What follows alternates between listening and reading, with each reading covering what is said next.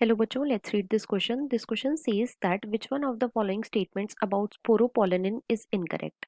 तो बेसिकली इस क्वेश्चन में हमें चार स्टेटमेंट गिवन है अबाउट स्पोरोपोलेनिन और हमें बताना है कि इन चारों स्टेटमेंट में से ऐसी कौन सी स्टेटमेंट है जो कि इनकरेक्ट है। अब अगर इस क्वेश्चन के मैं की कॉन्सेप्ट की बात करूं तो इस क्वेश्चन का जो की कॉन्सेप्ट है वो है बच्चों pollen grain. Let me right it over here, it is pollen grain. अब सबसे पहले तो देखो जो पॉलन ग्रेन है ये बच्चों रिप्रेजेंट करता है मेल गैमेटोफाइट को।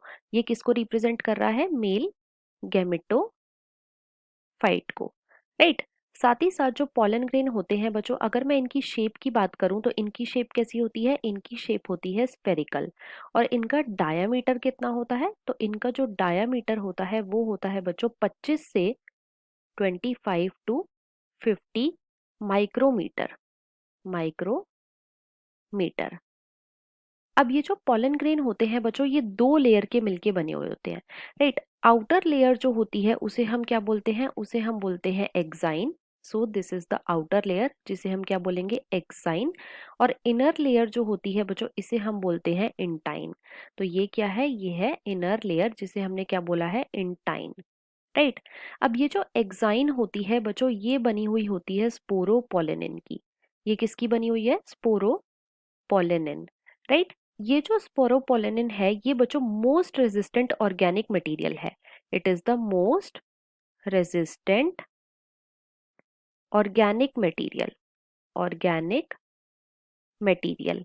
और क्योंकि ये मोस्ट रेजिस्टेंट ऑर्गेनिक मटेरियल है तो बच्चों इसके ऊपर मतलब कि स्पोरोपोलेनिन के ऊपर कोई भी टेम्परेचर का, नो हाई टेम्परेचर, ना ही किसी स्ट्रॉन्ग एसिड का, स्ट्रॉन्ग एसिड या फिर एल्कली का भी इफेक्ट नहीं होता। एल्कली का भी कोई इफेक्ट नहीं है। और ना ही ऐसा कोई एंजाइम है, नो एंजाइम, जो कि स्पोरोपोलेनिन को डिग्रेड कर सके, जो कि इसे डिग्रेड कर सके। साथ ही साथ ये जो एक्साइन है बच्चों इसके ऊपर एक प्रोमिनेंट अपर्चर प्रेजेंट होता है। इस पे क्या प्रेजेंट होता है? Prominent aperture. और इस प्रोमिनेंट अपर्चर के ऊपर जो स्पोरोपोलेनिन है ये एब्सेंट होती है। ये क्या होती है? ये एब्सेंट होती है। अब एक एक करके हम अपनी सारी स्टेटमेंट्स को चेक करेंगे। स्टेटमेंट ए में हमें गिवन है exine is made up of sporopollenin. Yes, ये बिल्कुल ट्रू है। जो एक्साइन है वो किसकी बनी हुई है? वो बनी हुई है स्पोरोपोलेनिन की। बी में हमें गिवन है sporopollenin is one of the resistant organic material. तो ये भी बिल्कुल ट्रू है। सी में हमें गिवन है exine has aperture called germ pores where sporopollenin is present. तो बच्चों ये स्टेटमेंट हमारी इनकरेक्ट है, मतलब कि फॉल्स है। जो प्रोमिनेंट अपर्चर है जिसे हम जर्म पोर बोलते हैं वहां पे बच्चों स्पोरोपोलेनिन क्या होता है? वो एब्सेंट होता है, ना कि प्रेजेंट। तो इसके अकॉर्डिंग जो हमारा मोस्ट अप्रोप्रिएट ऑप्शन है वो है ऑप्शन नंबर सी। और डी में हमें गिवन है sporopollenin can withstand high temperature and strong acid. तो बच्चों ये स्टेटमेंट भी हमारी बिल्कुल ट्रू है। तो इनकरेक्ट स्टेटमेंट जो है वो है ऑप्शन नंबर सी। तो इस क्वेश्चन का जो फाइनल आंसर है वो है ऑप्शन नंबर सी।